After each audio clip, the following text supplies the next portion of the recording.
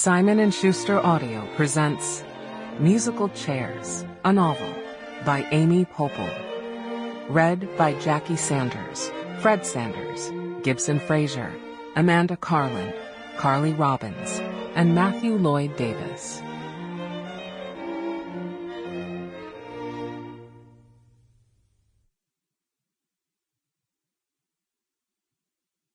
Prelude, 27 years ago.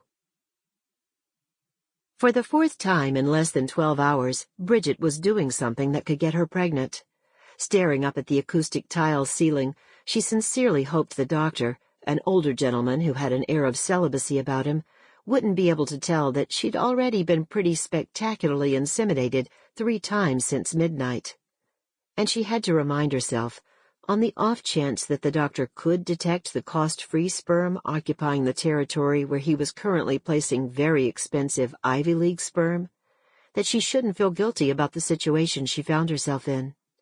She'd made a clear-headed, deliberate, positive decision to have this procedure done, regardless of what had happened last night, which was why she'd shown up after almost canceling the appointment earlier that morning.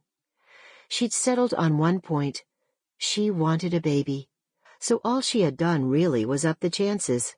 What difference did it make from whom the sperm came, as long as it came from a well-chosen, clever, handsome donor? The donations in Bridget's uterus, whether freely given or contractually obtained, were specimens of the finest order. With her feet in the stirrups, memories of the previous night ran through her mind, and she smiled. "And that's all there is to it," the doctor said, snapping off a surgical glove. "Not so romantic, but it may do the trick." "Super," Bridget said. "I guess we'll have to wait and see." After lying flat on her back for the requisite period, she left the office, hungover but glowing. She found a payphone and called Will, who picked up on the first ring.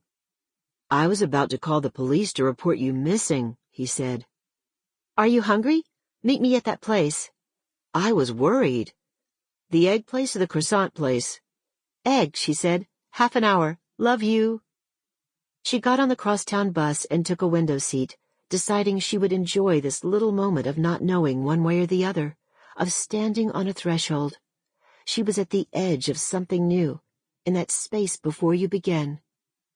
On your mark, get set. June 1. Sample complete.